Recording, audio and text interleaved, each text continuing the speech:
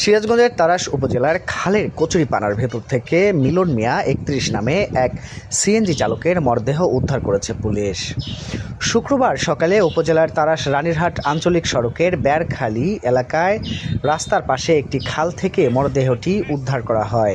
আচ্ছা, বলেন। আমি স্টলে বসেছিলাম। স্টলে বসে থাকার পরে আমাকে একজন ফোন দিয়ে বলতেছে বেরখালী একটা লাশ পাওয়া গেছে। এখন বেরখালী লাশ পাওয়া গেছে, আসলাম। আসার পর দেখি পল্টে আছে, লোকজন অনেক। তো তখন ওই কিছুক্ষণের মধ্যে দেখি যে একজন ফেসবুক করছে যে এই লাশটাই।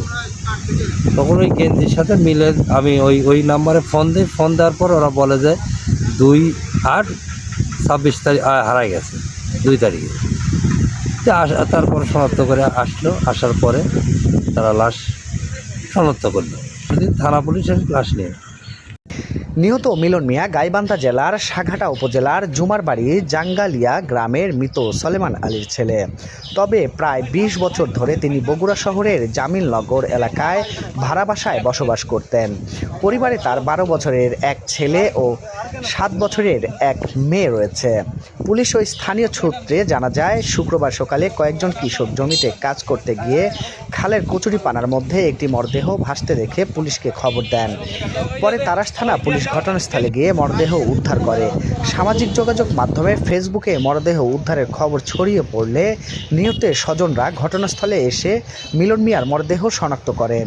গাড়ি চালা আমরা একসাথে গাড়ি চালান। ওনার সাথে কি হয়েছিল? কবে থেকে হারাই গেছে? বিকেল 5:30। হ্যাঁ, 5:30টার পর থেকে ওই নেই, মনে করেন। ওই যে আপনার দুটের লোক আসছিল রিজার্ভের জন্য, এসে বলছে যে আমি মানে ঘুগরা বেলতলা আপ ডাউন করবো। উনি বলছিল বলে 1000 টাকা দিবেন। এই 1000 টাকার কথা কওয়ার পর আমি বলতেছি, মিলন তুমি কই যাও? বলছে আমি ঘুগরা বেলতলা আপ ডাউন করবো। তুমি কয় টাকা? আপ ডাউনের কথা বলছে, আমার টাকার কথা বলেন। ওই তারপর থেকেই নেই আর দেখা।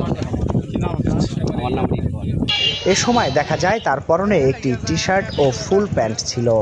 কয়েকদিন পানিতে পড়ে থাকায় মরদেহ পচন ধরে দুর্গন্ধ ছড়াচ্ছিল। স্বজনরা জানান, মিলন মিয়া ভাড়ায় সিএনজি চালাতেন।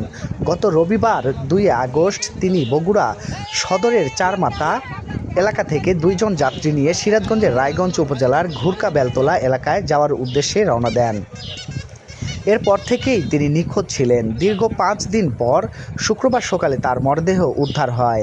এ বিষয়ে তাড়াশ থানার ওসি তদন্ত মোহাম্মদ শাহ আলম বলেন, মরদেহটি উদ্ধার করে থানায় আনা হয়েছে।